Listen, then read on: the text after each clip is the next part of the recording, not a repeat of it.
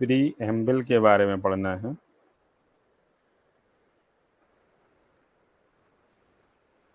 Pre एम्बल के बारे में पढ़ना है।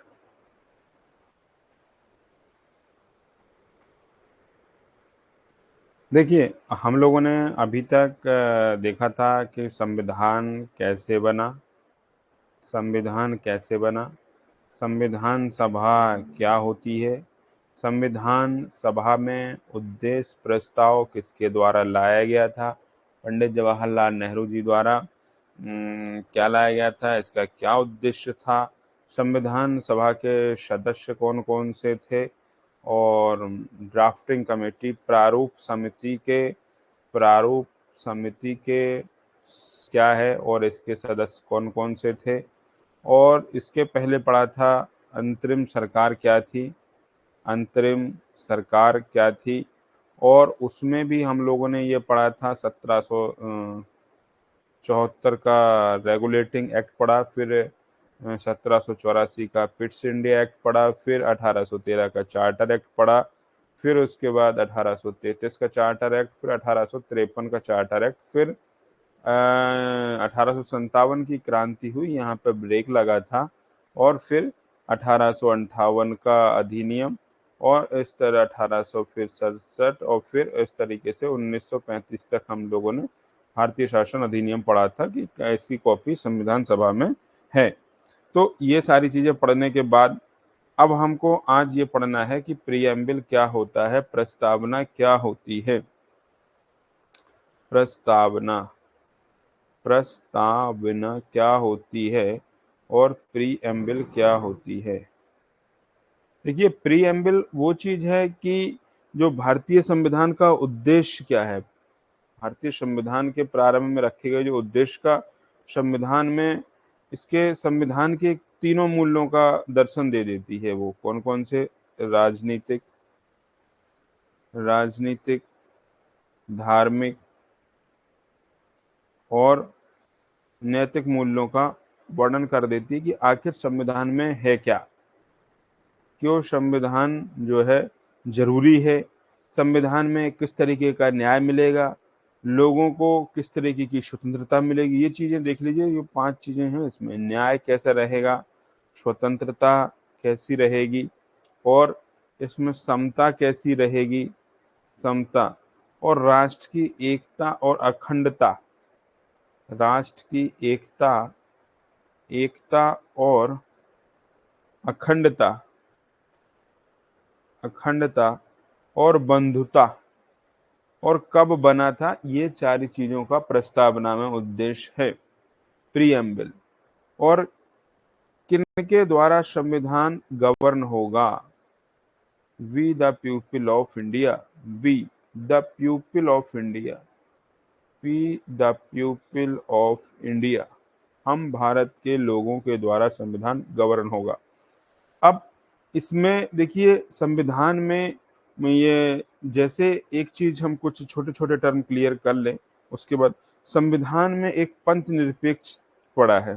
पंथ निरपेक्षता क्या होती है ना, पंथ निरपेक्षता क्या होती है, जैसे कि हम लोग पढ़ते हैं धर्मनिरपेक्षता।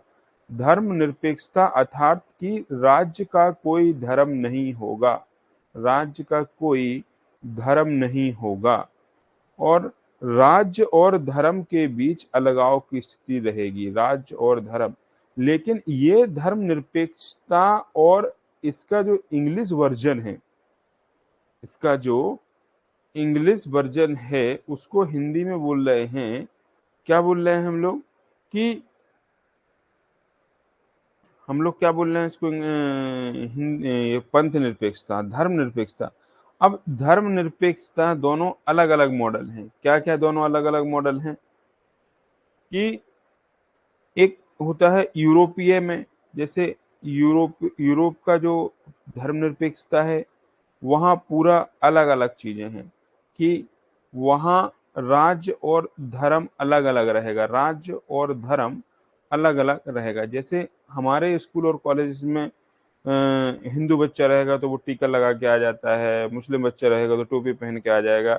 ये अपने अपने धर्म के सिंबल को अपनाए हुए हैं, पर अगर यही चीज फ्रांस में रहेगा, तो फ्रांस में ऐसा नहीं है। फ्रांस मतलब आप अपने घर के अंदर जो हैं, पर बाहर जो है आप फ्रांस के नागरिक हैं। वहां धर्म की आइडेंटिटी नहीं रहेगी, मतलब राज्य और धर्म दोनों अलग अलग है।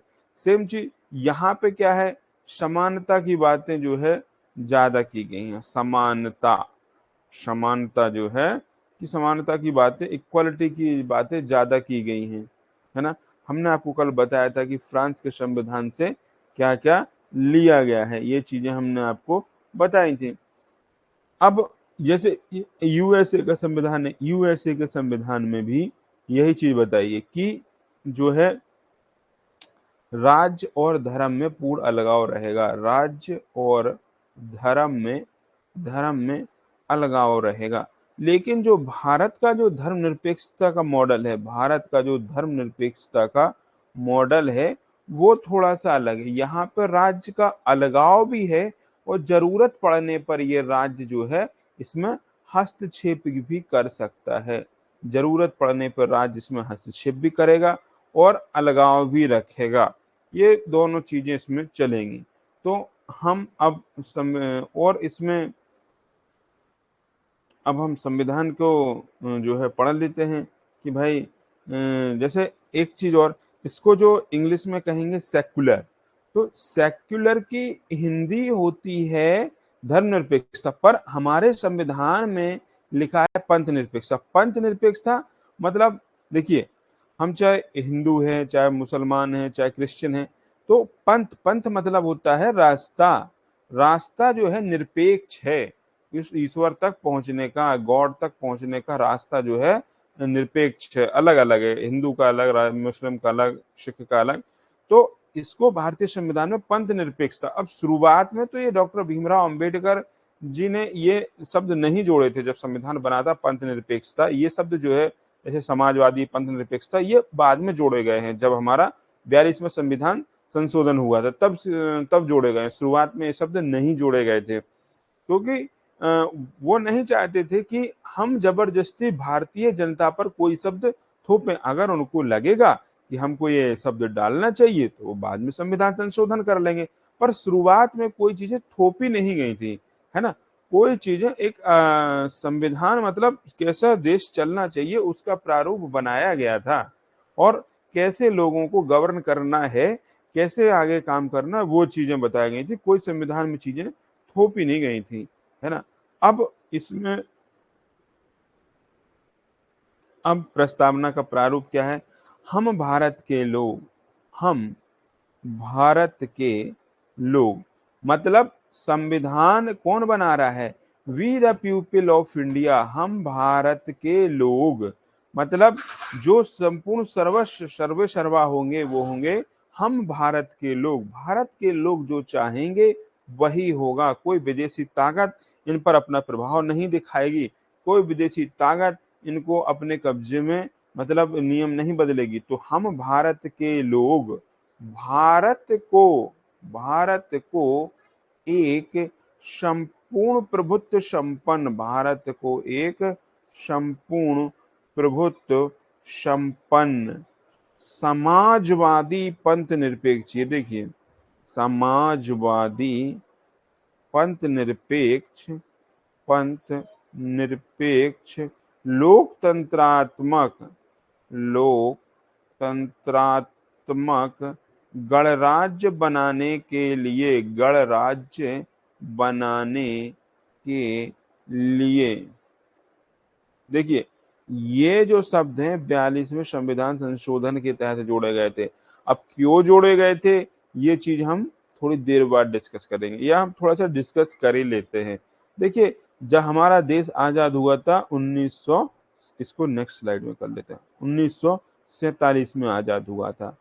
अब 1962 में हमारा चीन से युद्ध हुआ, उसमें अक्साई चीन इन्होंने बहुत बड़ा हिस्सा हमसे ले लिया। जो भारत को एक वो देखा जाता था विश्व के रूप में, अब उसको एक दक्षिण एशियाई देश के रूप में देखा जाने लगा। 1900 फिर 65 में हमारा युद्ध पाकिस्तान के साथ हुआ। फिर 66, 67 और 68 में बहुत भीषण अकाल पड़ा। और प्रधानमंत्री जी ये 62 के बाद आए, पंडित जवाहरलाल नेहरू जी चले गए, फिर उसके बाद सम क्वेश्चन मार्क लग गया, वो will be the prime minister. फिर थोड़े दिनों के बाद लाल बहादुर शास्त्री जी आए, वो भी 2 इयर्स में चले गए, लाल बहादुर शास्त्री जी।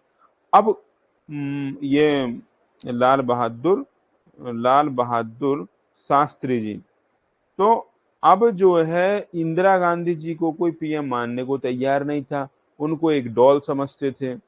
और इधर हमारी पोजीशन बुरी होती जा रही थी, इधर से भी हमको अटैक हो गया था, इधर पाकिस्तान से भी लड़ाई हो गई थी, और ये तीनों त्रिगुट मिला के जो है चाइना और ये पाकिस्तान और ये अमेरिका के करीब हो गए थे। और एक समय तो ऐसा आया था कि बंगाल में जो है उनका जहाजी बेड़ा यूएसए का आया था।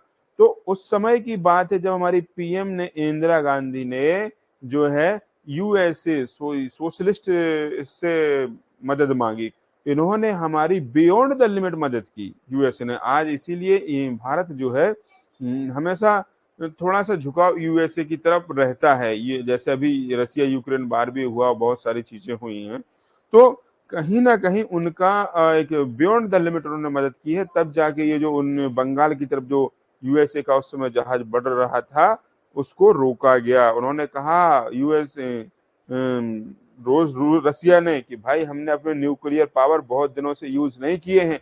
उस धमकी से उस समय जो है यूएसए गया। और 1962 के समय में इन्होंने एक चाइना ने न्यूक्लियर पावर भी गेन कर ली थी, और इधर हमारे पास अकाल, गरीबी, भुखमरी, बेरोजगारी थी, और ये 65 66 67 68 में बहुत अकाल पड़ा था। तो अब और इधर पीएम को कोई मानने को पीएम नहीं था। तब इन्होंने यूएस की तरफ सोशलिस्ट करने के लिए समाजवादी शब्द जोड़ा, और छोटे छोटे नक्सलाइट की समस्या भी आ गई थी। छोटे छोटे मतलब खालिस्तान की अलग मांग उठ रही थी, और ये जो छोटे छोटे समुदाय हैं उनको अलग हो रही थी कि हिंदू इनको दबा लेंगे। तो इसके लिए शब्द जोड़ा गया था पंथ निरपेक्ष। पंथ निरपेक्ष शब्द जोड़ा गया था। जो ये 42वें संविधान संशोधन किया गया था उसमें ये 42वां संविधान संशोधन जोड़ा गया था, उसमें ये शब्द जोड़े गए थे। तो अब हम यहाँ पे थे, हम भारत के लोग, भारत को एक, तो ये 3 शब्द जोड़े गए थे। हम भारत के समाजवादी, पंथनिरपेक्ष, लोकतंत्रात्मक। हम भारत के लोग भारत को एक संपूर्ण प्रभुत्व संपन्न समाजवादी, पंथ निरपेक्ष, लोकतंत्रात्मक गणराज्य बनाने के लिए तथा उसके समस्त नागरिकों को तथा उसके समस्त नागरिकों को समस्त नागरिकों को कौन सा न्याय, सामाजिक, सामाजिक आर्थिक, सामाजिक आर्थिक और राजनीतिक न्याय। और कौन सी स्वतंत्रता, विचार, अभिव्यक्ति, विश्वास, धर्म और उपासना की स्वतंत्रता, उपासना की स्वतंत्रता। 5 प्रकार से, विचार से भी आप कुछ भी बोल सकते हो, अभिव्यक्त करने का अधिकार, विश्वास की स्वतंत्रता, धर्म की स्वतंत्रता और उपासना की स्वतंत्रता। प्रतिष्ठा और अवसर की समता, सबको बराबर अवसर मिलेगा।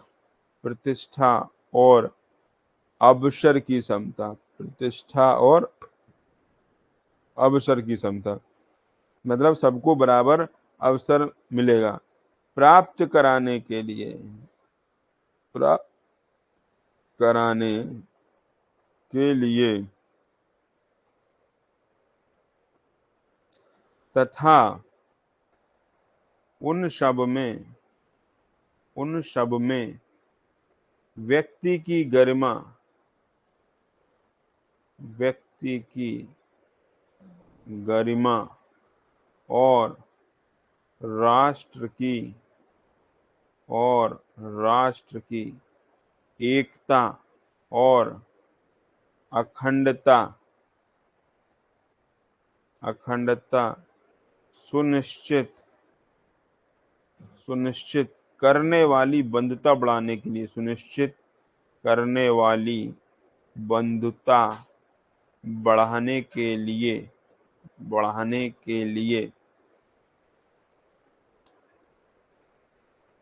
दृढ़ संकल्प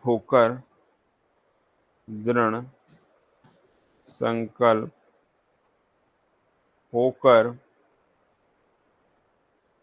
अपनी इस संविधान सभा में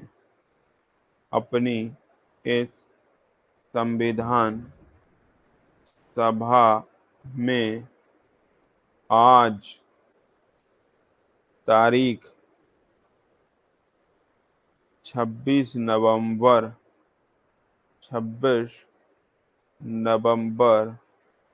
1949 को एतद द्वारा इस संविधान को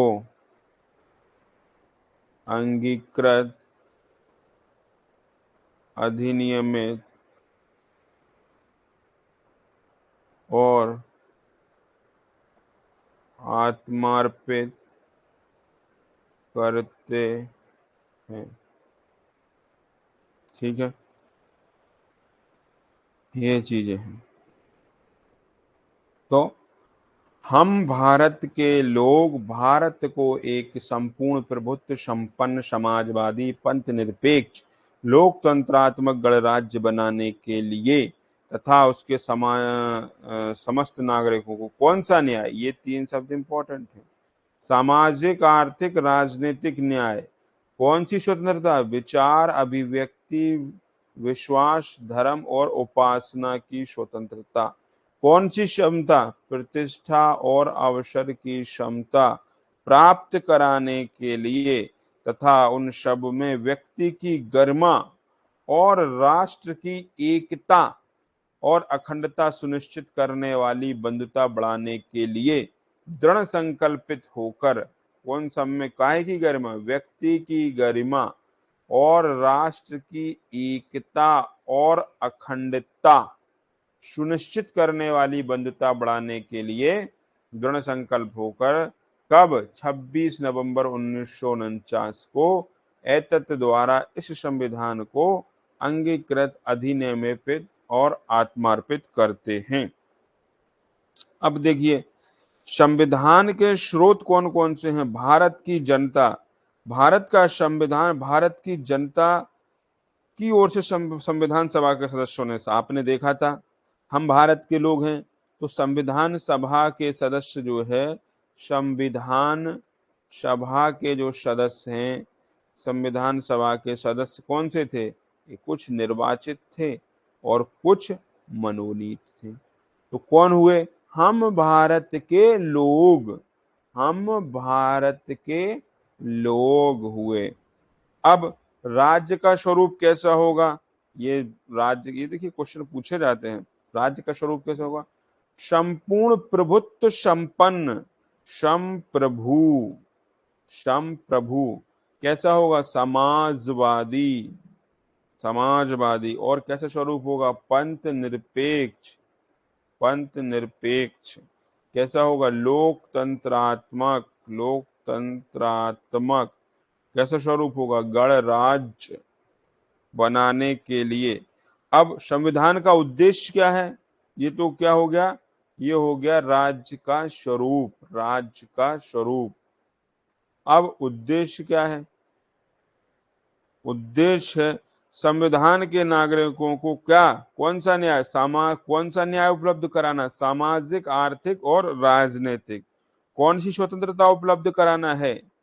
विचार, अभिव्यक्ति, विश्वास, धर्म और उपासना की स्वतंत्रता। कौन सी क्षमता उपलब्ध कराना है? प्रतिष्ठा और अवसर की क्षमता। कौन सा क्या कराना है? व्यक्ति की गरिमा और राष्ट्र की एकता और अखंडता सुनिश्चित करने वाली बंधुता बढ़ाने के लिए। कौन सी? व्यक्ति की गरिमा, राष्ट्र की एकता और अखंडता सुनिश्चित करने वाली बंधुता बढ़ाने के लिए। कौन सी तारीख को यह किया गया था? 26 नवंबर 1949 को। 26 नवंबर 1949 को। अब एलिमेंट्स ऑफ द प्रीएम्बल, उद्देशिका के तत्व क्या क्या है, ये देखेंगे हम।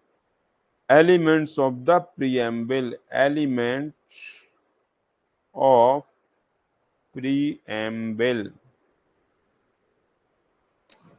What are the elements of the preamble. संविधान क्या करता है, भारत के संविधान लोगों जो है, लोगों ने कोई जबरदस्ती थोपा नहीं, अंगीकृत किया है। अंगीकृत मतलब इसको एडॉप्ट किया है, स्वीकार किया है, अधिनियमित किया है।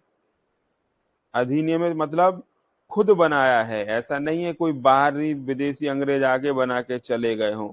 अधिनियमित किया है, इनेक्टेड किया है, और आत्मार्पित किया है, मतलब आत्मार्पित मतलब अपने आप को दिया है।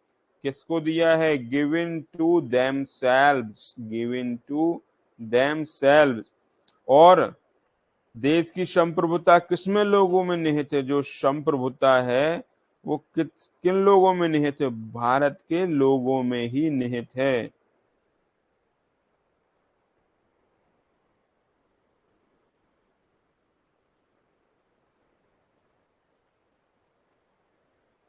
ठीक है, यह अब लोगों की क्या घोषणा करता है कि हम आपके आदर्शों और आकांक्षाओं को प्राप्त करवाएंगे, आकांक्षाओं को प्राप्त करवाएंगे। कैसा स्वरूप होगा, संपूर्ण प्रभुत्व संपन्न समाजवादी पंच निरपेक्ष लोकतंत्रात्मक गणराज्य बनाने के लिए। आकांक्षाओं के अंतर्गत क्या है, न्याय, स्वतंत्रता, समता और बंधुता। और उद्देशिका के उद्देश्य क्या है, संविधान का स्रोत को स्पष्ट करना। अब इसके purpose of the preamble, purpose served by the preamble, purpose served by, purpose served by preamble. संविधान सभा के उद्देश्य क्या है, संविधान सभा के, हम भारत के लोग ही हैं जो सब कुछ हैं। ऐसा नहीं है कोई अमेरिका से आके हमारा संविधान बना देगा। संविधान निर्माण का उद्देश्य स्पष्ट किया, क्या स्पष्ट किया, कि हम ही हैं जो संविधान को अलग अलग तरीके से अपनी जरूरतों के हिसाब से, अपने राज्य व्यवस्था को और सरकार को हमको कैसा स्वरूप देना है उसको जो है बनाएंगे। अब हम छोटी छोटी शब्दावली समझेंगे। संपूर्ण प्रभुत्व, संप्रभुता संपन्न क्या होता है, संप्रभुता, संप्रभुता संपन्न क्या होता है। संविधान की प्रस्तावना में एक संपूर्ण प्रभुत्व संपन्न राष्ट्र है। संपूर्ण प्रभुत्व संपन्न क्या है, मतलब कोई आंतरिक और बाह्य मामले में हमारे दखलंदाजी नहीं करेगा, चाहे यूएनओ हो, चाहे डब्ल्यूटीओ हो, चाहे आईएमएफ हो, चाहे अमेरिका हो, चाहे यूके हो, कोई भी नहीं बोल सकता है कि आप ये काम करेंगे। एक संप्रभु राज्य होने के नाते विदेशी सीमा का अधिग्रहण अथवा किसी अन्य देश के पक्ष में सीमा से लगे किसी भी भाग को छोड़ सकता है। हमको लगता है कि ऐसा होना चाहिए, तो हमने बांग्लादेश को कुछ गांव दिए थे, बांग्लादेश से कुछ गांव लिए भी थे। तो वो कैसे किया था, संविधान संशोधन के तहत किया था। ऐसा नहीं है कि किसी के जबरदस्ती आके किया हो। दूसरा, समाजवाद, समाजवाद की धारा मतलब होता है समाजवाद, समाजवाद के लोकतांत्रिक साधनों पे, कैसे, जैसे पानी, चिकित्सा और शिक्षा, इन पे क्या है, समाजवादी स्वरूप है। लोकतांत्रिक साधनों पे समाज का समाजवादी स्वरूप है। भारतीय समाजवाद लोकतांत्रिक समाजवाद है। कैसा समाजवाद है, लोकतांत्रिक समाजवाद है। और जो साम्यवादी है वो अलग है। इसे राज्य पर आश्रित समाजवाद भी कहते हैं। उत्पादन, यहाँ पे धीरे धीरे देखिए मॉडल चेंज हो रहा है। 1990 के बाद हम बहुत बदल गए, जब एलपीजी रिफॉर्म हुआ था। पहले जो है उत्पादन और वितरण, उत्पादन और वितरण दोनों क्या करती थी? सरकार करती थी। अब सरकार किसके साथ है? वितरण के साथ। प्राइवेटाइजेशन हो रहा है यहाँ पर। तो मॉडल तो बदल रहा है, पर हम अभी भी समाजवादी ही हैं। भारतीय समाजवाद क्या है? मार्क्सवाद और गांधी जी के जो समाजवाद है उसका मिला हुआ स्वरूप है, गांधीवाद का अलग से नहीं है। अब दूसरी चीज आती है पंथ निरपेक्ष। पंथ निरपेक्ष क्या होता है? भारत एक पंथ निरपेक्ष राज्य है। कैसा है? सेक्युलर स्टेट है, सेक्युलर। इसका मतलब यह है भारत एक धर्म विहीन और अधार्मिक और धर्म विरोधी राज्य है। इसका सीधा अभिप्राय यह है भारत राज्य का स्वयं का कोई धर्म नहीं है। कैसा है? सर्वधर्म हिताय सर्वधर्म सुखाय, सर्वधर्म समभाव, सर्वधर्म समभाव वाला राज्य। मतलब राज्य धर्म के आधार पर अपने नागरिकों में विभेद नहीं करेगा। There will be no discrimination on between the pupil or amongst the pupil on the basis of the religion। राज्य धर्म को किसी नागरिक का व्यक्तिगत विषय समझता है, जिसमें धर्म में विश्वास करने वाले न करने वाले सभी लोग सम्मिलित हैं। जबकि सांस्कृतिक वातावरण के कारण पंथ निरपेक्ष नहीं है। ठीक है, 42वें संविधान संशोधन द्वारा हमने क्या जोड़ा? समाजवादी, पंथ निरपेक्ष और अखंडता शब्दों को जोड़ा। फिर नेक्स्ट है डेमोक्रेटिक, लोकतंत्रात्मक गणराज्य। जनता का लिए, जनता के द्वारा चुना हुआ शासन। डेमोक्रेटिक, डेमोक्रेटिक लोकतंत्रात्मक गणराज्य, लोकतंत्रात्मक गणराज्य। लोकतंत्रात्मक गणराज्य क्या होता है?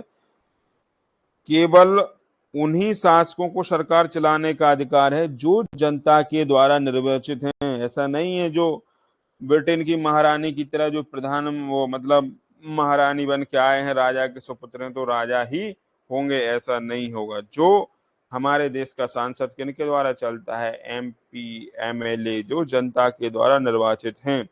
और पंचायत को हमने इसमें विकेंद्रीकरण किया है। प्रस्तावना में विकेंद्रीकरण की भावना 73 और जो 74वां संविधान संशोधन किया है वो हमने क्या किया है? विकेंद्रीकरण, विकेंद्रीकरण की भावना को भी लाया है। सीधे सीधे प्रत्यक्ष तौर पे जनता की भागीदारी। प्रत्यक्ष लोकतंत्र में लोग अपनी शक्ति का इस्तेमाल करते हैं, प्रत्यक्ष रूप से स्विट्जरलैंड में करते हैं। प्रत्यक्ष लोकतंत्र में औजार हैं, ये तो पढ़ने की जरूरत नहीं है। ठीक है, अब सामाजिक आर्थिक राजनीतिक न्याय की बात की है। कौन सा न्याय? उद्देश्य का में स्पष्ट रूप से कहा है कौन कौन से न्याय मिलेंगे? सामाजिक, आर्थिक और राजनैतिक न्याय मिलेगा। ये बात इन्होंने बता दी। सामाजिक, आर्थिक और राजनीतिक न्याय। किसी भी प्रकार की क्वालिफिकेशन, सार्वभौम वयस्क मताधिकार, जो लोगों के द्वारा चुना हुआ शासन है। और पिछड़े वर्गों के लिए, नागरिकों के लिए इन्होंने क्या किया? थोड़ा सा मदद की। क्या की मदद? कैसे की? आरक्षण के द्वारा। आरक्षण कौन सा आर्टिकल है? आर्टिकल 15, अनुच्छेद 15। उपाधियों का अंत, जो अंग्रेज पुराने जमाने में उपाधि राय बहादुर, राजा साहब, उपाधियों का अंत कर दिया। उपाधियों का अंत। अस्पृश्यता, डिस्क्रिमिनेशन, अस्पृश्यता का अंत इन्होंने कर दिया। कौन से आर्टिकल? आर्टिकल 17 के तहत। तो सामाजिक, आर्थिक, राजनीतिक न्याय कहां से आए हैं? ये आए हैं रूसी क्रांति से, रूस की क्रांति से। विचार, विश्वास और अभिव्यक्ति, विश्वास, धर्म और उपासना की स्वतंत्रता, बौद्धिक मानसिकता, ये सब जो है मतलब अभिव्यक्ति का अधिकार जो हमको दिया है वो कहाँ से आया है? अभिव्यक्ति का अधिकार, right to expression, from where? Fundamental rights, it's from the 19th article, article 19 के तहत आया है ये, है ना। और इसमें अनुच्छेद 19 में 6 लोकतांत्रिक स्वतंत्रताओं का वर्णन है। 25 से 28 में क्या है? आर्टिकल 25 से 28 में क्या है? धार्मिक स्वतंत्रता का वर्णन किया गया है। ये हमारे सारा जो प्रस्तावना ही है पूरे संविधान का सार निवेश किए हुए है। प्रतिष्ठा और अवसर की समता। समता का अर्थ है समाज में किसी वर्ग को कोई विशेष अधिकार नहीं मिलेगा, बिना भेदभाव के हर व्यक्ति को समान अवसर मिलेगा। जब तक प्रतिष्ठा और अवसर की समता नहीं है, स्वतंत्रता रूपी फल को प्राप्त नहीं किया जा सकता है। इसके लिए इन्होंने क्या किया है, फंडामेंटल राइट बनाए हैं, धर्म, मूल वंश, जाति, लिंग के आधार पे विभेद नहीं किया गया। आर्टिकल कौन सा यूज किया, 15। और उपेक्षित वर्गों को उन्होंने मुख्य धारा में लाने के लिए अनुसूचित जाति, जनजाति और अन्य पिछड़े वर्गों के लिए भी कानून बनाए। प्रोटेक्टिव डिस्क्रिमिनेशन किया है। ऐसा नहीं है जब तक दोनों, अगर एक एससी का बच्चा है, अगर उसको एक बराबर लेवल पे नहीं लाओगे तो वो एक जो है पढ़े लिखे वर्ग के बच्चे से कैसे फाइट करेगा। तो इन्होंने क्या किया है, प्रोटेक्टिव डिस्क्रिमिनेशन किया है। इसीलिए एक आरक्षण की भावना आई है। आर्टिकल जो है 15 इसीलिए लाया गया है। इसके लिए कुछ राज्य के नीति निदेशक तत्व भी इन्होंने, जैसे महिला और पुरुष के जीवन यापन के लिए पर्याप्त साधन और समान कार्य के लिए समान वेतन, आर्टिकल 39 का यूज किया गया है। आर्टिकल 39 का यूज किया। उद्देश्य का संविधान का भाग है कि नहीं, इस पे भी बहुत बहस छिड़ी है। उद्देश्य का संविधान का भाग है क्या नहीं। Preamble is the parts of the constitution और नॉट, पार्ट्स है कि नहीं है कॉन्स्टिट्यूशन का, वो भी बहुत बड़ा मुद्दा है। बहुत सारे केसेस में माना है। जैसे बेरूवाड़ी यूनियन मामले में उच्चतम न्यायालय ने कहा कि यह संविधान का अंग नहीं है। अब देखिए, बेरूबारी यूनियन मामले, बेरूबारी यूनियन मामले में क्या कहा कि अंग नहीं है। और गोलक, ये कब की बात है, 1960 की। और 1967 में 7 साल बाद में कह दिया गोलकनाथ मामले में, बोले अंग है। गोलकनाथ मामले में ये कह दिया कि अंग है। संविधान की भाषा जहां अस्पष्ट और संदिग्ध दिखे वहां किसका सहारा लेना चाहिए, प्रीएम्बल का। और 1973 के जो केशवानंद भारती केस है, that is very famous case, Kesavananda Bharati cases, Kesavananda Bharati cases बनाम केरल राज्य में, बनाम केरल राज्य में इन्होंने कहा कि प्रस्तावना में विद्यमान संविधान का जो मूल ढांचा है ना तो नष्ट किया जा सकता है, ना संशोधित किया जा सकता है।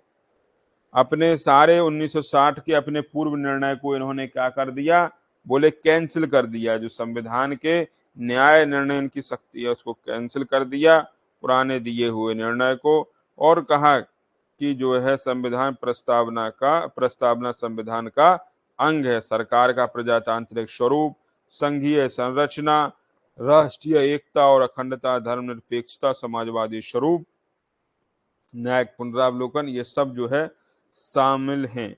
व्यक्ति की गरिमा हो, राष्ट्र की एकता और अखंडता हो, बंधुता हो, ये सारी चीजें जो है प्रस्तावना में है। राज्य को पंथ निरपेक्ष ना बनाकर पंथ निरपेक्ष बनाया, सभी वर्गों के लिए मौलिक अधिकारों और उनके हितों की रक्षा की। मौलिक कर्तव्य भी इन्होंने कुछ जोड़े। मौलिक कर्तव्य 51A में कहा कि हर नागरिक का एक मौलिक कर्तव्य होगा, वह धार्मिक, भाषाई और क्षेत्रीय वर्ग की विविधताओं से ऊपर उठकर अपने सौहार्द को जो है बढ़ाएगा। ये तो हो गई जी आज की बात। अब पढ़ना है अपने को आर्टिकल। एक बार हम इसको रिवीजन कर देते हैं, फिर इसके बाद देखते हैं।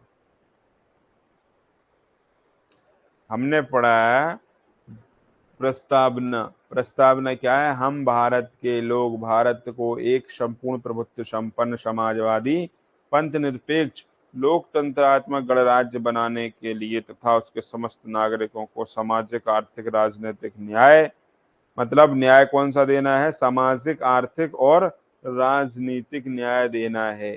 कौन सी स्वतंत्रता देना है? विचार, अभिव्यक्ति, विश्वास, धर्म और उपासना की स्वतंत्रता देनी है।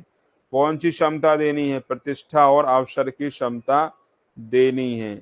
और हमने बताया उस समय हमारे देश की परिस्थितियां कैसी चल रही थी, कैसे जो है हमने ये नियम कायदे कानून जोड़े थे, ये सारी चीजें हमने बताई।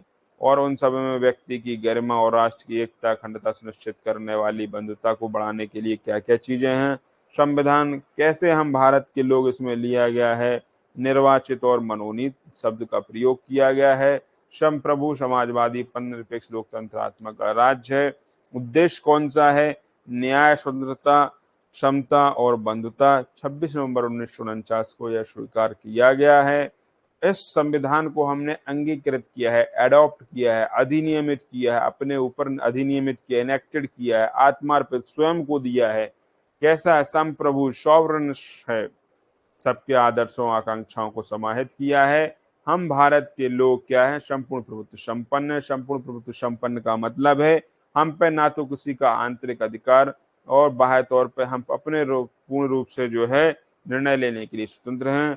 समाजवाद की भावना ली है और उसके बाद उत्पादन और वितरण के संसाधनों पर सरकार का अधिकार है समाजवाद में। लेकिन हमारे यहाँ जो समाजवाद है वो मार्क्सवाद प्लस गांधीवाद जी का मिला हुआ स्वरूप है। डेमोक्रेटिक गणतंत्र है। राज्य हमारा अर्थात राजाओं का शासन नहीं है, जनता के द्वारा निर्वाचित लोगों का शासन है। और विकेंद्रीकरण की भावना के साथ हमने इसको 73 और 74वें संविधान संशोधन के तहत और विकेंद्रीकरण की भावना कर दी है। सामाजिक, आर्थिक, राजनीतिक न्याय जो है वो हमारे रूसी क्रांति से प्रेरित है। आरक्षण हमने इसलिए लिया है कि ताकि सबको इक्वल राइट्स दिए जा सके, सबको समान अवसर की भावना दी जा सके। जो बहुत पहले से पिछड़े स्तर है उनको एक समान स्तर पर लाना, फिर आपस में उनमें प्रतियोगिता करवाना, उसके लिए आरक्षण का प्रावधान किया है। आर्टिकल 15 का प्रावधान किया है। उपाधियों का अंत हमने आर्टिकल 16 में किया है और अस्पृश्यता का अंत जो है आर्टिकल 17 में है। अभिव्यक्ति का अधिकार हमने दिया है जिसको बाद में संविधान के मूल अधिकार 19 में दिया गया है। और धर्म, जाति, लिंग के आधार पर कोई विभेद नहीं होगा, आर्टिकल 15 दिया गया है। और आर्टिकल 39 में भी ये बताया गया धार्मिक स्वतंत्रता की बात आर्टिकल 25 से 28 में की गई है। प्रीएम्बल में बताया गया है कि ये कॉन्स्टिट्यूशन का पार्ट्स है कि नहीं। 1960 के बेरूबाड़ी यूनियन मामले में कहा गया है कि ये पार्ट्स नहीं है संविधान का। 67 में गोलकनाथ मामले में इसका उलट निर्णय दिया, बोले नहीं, प्रस्तावना संविधान का भाग है।